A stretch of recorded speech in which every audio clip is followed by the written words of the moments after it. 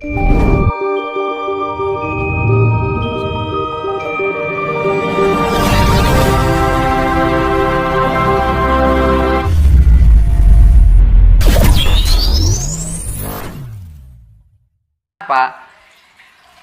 ini sudah yang namanya diiming-imingi yang sifatnya hedonisme itu tadi.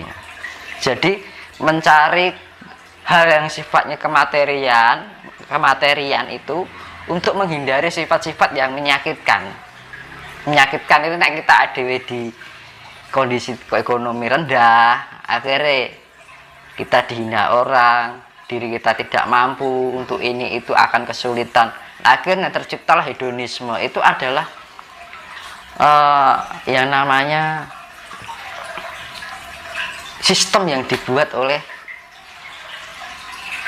negara yang bukan dari negara kita. Nah itu. Dan kita, kalau kita akan menuruti dengan gaya hidup seperti itu terus, ya nggak akan terjadi yang namanya perdamaian atau keadilan. Saiki keadilan ning ndi kan. Banyak orang susah sana. Yang sing seneng saya seneng, sing ora penak saya diindak-indak. Sing sugih saya sugih, sing melarat saya rekoso.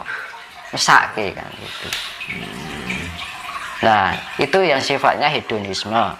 Karena pengaruh dari kapitalisme. Kapitalisme terbangun dari imperialisme. Akhirnya terjadilah individualisme dan konsumerisme. Iya kan, akhirnya mengeluarkan produk-produk konsumerisme itu tadi, kita melakukan pembelian, ya kan, meningkatkan gaya hidup, ya kan, bahwa segala sifatnya kematerian itu akan menjadi sebuah peningkatan derajat di dalam diri kita, hidup kita di mata manusia, tapi bukan di mata Tuhan, kan ngono toh, gitu man. Saya kira orang melihatnya kan ingin diangkat derajatnya di mata manusia. Tapi alangkah tipisnya ketika ingin diangkat derajatnya di mata Tuhan. Kan? Kita takut menderita di hadapan manusia, tapi tidak takut menderita di hadapan Tuhan. Nah, ya kan? Mas, kita kembali ke konsep perubahan peradaban baru. Secara tidak langsung, kalau kita sudah mencapai atau bahkan sudah sampai di zaman peradaban baru, secara otomatis kan bangkitnya ajaran Budi kan. Nah ya itu ya. Kalau kita sudah mencerminkan level-level tadi, Budi, ajaran Jawa kan juga bangkit kembali.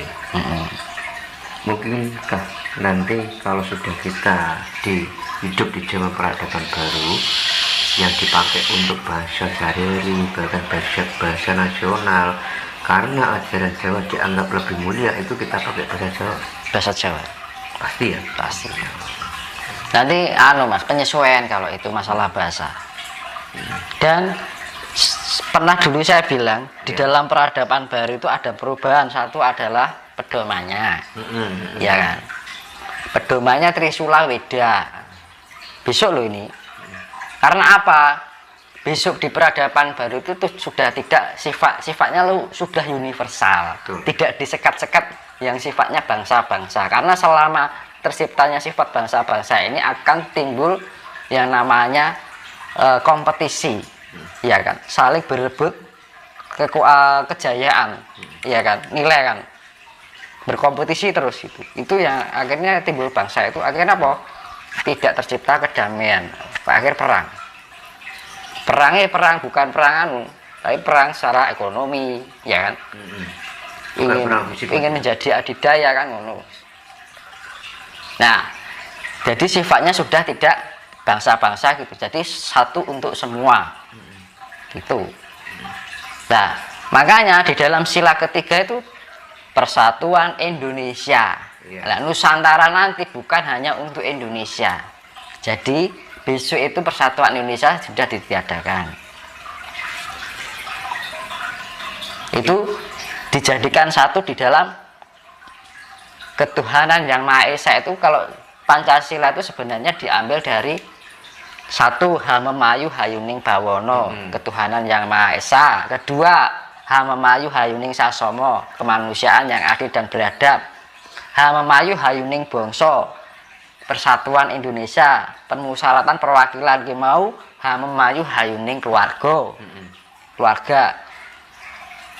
Keadilan sosial bagi seluruh rakyat Indonesia memayu hayuning diri. Keadilan di dalam diri seluruh kan berarti setiap, ya kan? Iya. Setiap pribadi berarti memayu hayuning diri. Nah, dikarenakan peradaban baru ini sifatnya universal, global, satu untuk semuanya, ya namanya Nuswantoro. Nuso itu kan artinya wilayah, ya. Toro yang sifatnya luas, jadi sifatnya global universal. Jadi Nuswantoro itu buat untuk semuanya, kan menurut Mas. Nah, sudah tidak memakai persatuan Indonesia karena juga namanya sudah nggak Indonesia lagi, gantinya Nuswantoro. Persatuan Nuswantoro kan bagus, ya kan? Berarti gini Mas, tidak menutup kemungkinan bahwa agama-agama itu nanti akan jadi satu. Bentar, saya selesaikan ini dulu. Jadi limo kan ponco, ponco sulo kan trisuloan. Dasar panca ki limo, sulo ki dasar, ya kan. Kalau di bahasa Indonesia kan Pancasila. Nah, nanti diganti ponco trisulo, ya kan. Tiga sulo itu dasar, tiga dasar. Karena sifat dasar ini cipta rasa kabeh Brahma Wisnu Siwa IQ SQ EQ, yaitu penciptaan, pemelihara, lebur. Itu tiga konsep yang sifatnya ketuhanan, tiga sifat yang trimurti, tiga sebenarnya tunggal terbentuk dalam tiga sifat. Nah, yang sebenarnya adalah tunggal, itu yang namanya Trisula Wedo. Nah, yang sila keempat itu kan permusyawaratan, itu sudah dijadikan satu dengan sifatnya memayu hayuning keluarga. Berarti kan sudah dijadikan satu di sila kedua, yaitu memayu hayuning sasomo. Kan sama aja, kan gitu loh. Persatuan Indonesia sudah sifatnya global lagi, dijadikan satu memayu hayuning bawono, sifatnya bumi, ya gitu kan. Berarti nanti cuma tiga ya. Jadi memayu hayuning bawono, memayu hayuning sasomo, memayu hayuning diri. Ya, memayu diri itu berlaku untuk setiap pribadi. Kan keadilan sosial bagi seluruh rakyat Indonesia, bagi seluruh berarti setiap pribadi manusia. Ya, jadi sudah hanya menjadi tiga, yang namanya Trisula Wedo. Ya.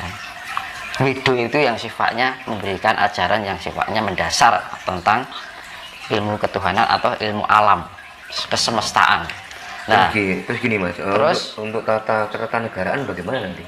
Nah, untuk ketatanegaraan sama tata pemerintahan kalau kita sudah masuk ke zaman perubahan baru itu bagaimana? Berubah total.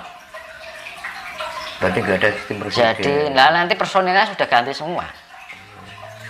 Lah orang murka kan pembersihan angkara murka. Lah mayoritas pelaku yang bergerak di atas sekarang gimana? Berarti nanti akan ada yaitu yang menerusnya satrio pinilih ki mau Mas. Sing penerus satrio ki mau. Jadi nanti alam yang menentukan Mas ya. Nah, justru orang yang tidak berkecimpung di dunia kepemerintahan, dan itu kembali pada sistem kerajaan, bukan kerajaan, sistem kerajaan. Nah, sistemnya juga dipakai adalah Mojopahit. Dan Mojopahit itu dipakai sistemnya, bukan tek Mojopahit metu meneh, tapi sistemnya. Jiwa-jiwanya Mojopahit itu keluar lagi, tumbuh lagi. Ya akhirnya jiwa Kemajapahitan ini mau. Nah, itu kan. Bukan tek keraton jedul. Ya. Tapi jiwanya, tapi situsnya juga akan keluar, muncul semua, termasuk harta-hartanya, peninggalannya. Mas, kalau kita berbicara dengan harta leluhur, apakah itu sifatnya itu materi dan bisa dilihat dengan kasat mata, apa bagaimana Mas? Kalau sekarang ya belum ditampakkan secara kasat Mas. ada yang sifatnya kasat, non kasat, ada yang sifatnya kasat. Kasat itu yang tertimbun ya karena perubahan alam, yaitu kan yang namanya harta peninggalan itu ada sifatnya dinasti dengan prasasti. Dinasti Dengan prasasti. Kalau dinasti itu sifatnya kerajaan Kediri, Mojopahit, Mataram kuno, kan gitu. iya. Singosari itu dinasti. Kalau prasasti itu peninggalan, misalnya kayak peninggalan Lemuria, Atlantis kayak gitu. Itu prasasti. Sifatnya lebih kuno dari kuno kan. Baik kuno kan. Iya. Di atasnya kuno. Jadi nanti itu pasti akan tiba lagi lah ya. Iya. Jadi yang namanya kesejahteraan, zaman keadilan itu kan, zaman kemakmuran itu kan yo makmur secara fisik dan non fisik. Keadilan di dalam secara kasih itu loh Mas. Ya kan? Kasih yang mendunia. Ya. Terus secara fisiknya yaitu kemakmuran yang sifatnya harta. Jadi jika ingin mencapai pada dunia seperti itu di peradaban baru besok, ya kita nggak usah terlalu muluk-muluk jauh dulu. Sekarang itu kita terapkan dulu apa yang saya bilang tadi. Ojo nanding sariro, ojo ngukur sariro, kudu bisa tepo sariro, mawas diri dan mulat sariro. Kalau sudah bisa menjalankan itu, walaupun kita berada di dalam kehidupan kesederhanaan yang sekarang, kita bisa melewati zaman yang namanya